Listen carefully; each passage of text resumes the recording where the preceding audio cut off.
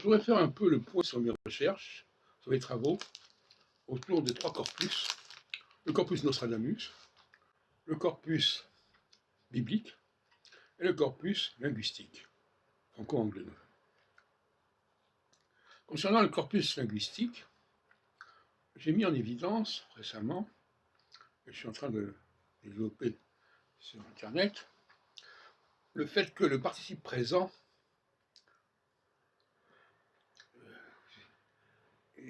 est identifié plus ou moins correctement à un adjectif.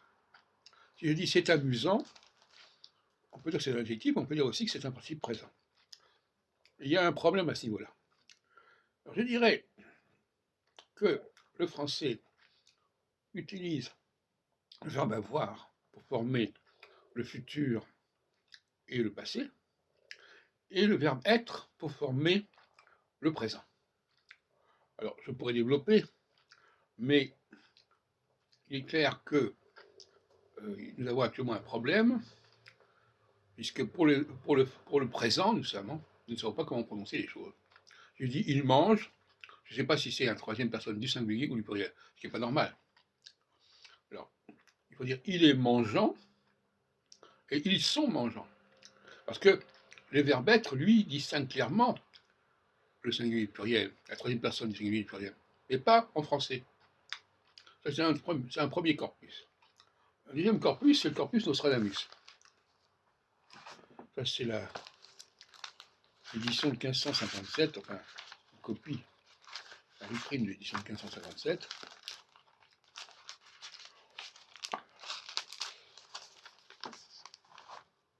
Et on trouve à la 4e centurie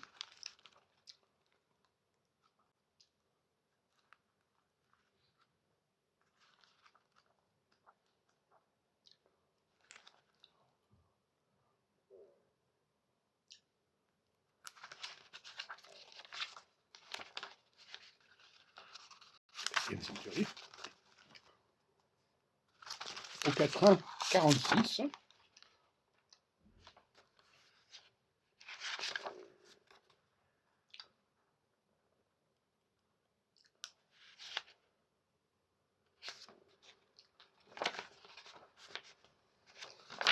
garde-toi, Tours, de ta proche ruine.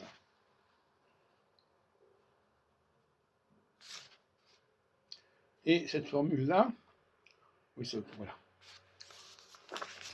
Une formule-là est anachronique. C'est-à-dire par là que la question des Tours ne s'est posée qu'en 1588, lorsque Tours était la capitale du clan adverse de la Ligue. En 1997, j'ai fait une communication à la Sorbonne à ces sujets, que vous pouvez trouver dans le volume Prophètes et prophéties. Donc là, nous avons la preuve, puisque ça figure dans l'édition de 1555, que c'est une fausse édition, puisqu'elle récupère des éléments propres à 1588. Et alors, je reviens maintenant sur le troisième dossier, qui est le dossier biblique, notamment le dossier de l'Évangile. C'est Matthieu 21. Matthieu 21. À la toute fin du Matthieu 21, il est indiqué, bon là je n'arrive pas à lire parce que c'est trop petit, que ça sera donné à un autre peuple, voilà, un autre peuple que le peuple d'Israël.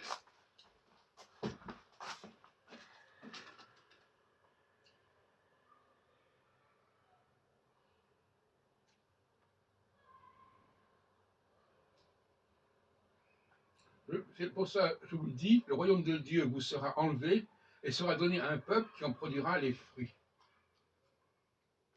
Donc c'est chapitre 21, 4.1, 41, 42, etc.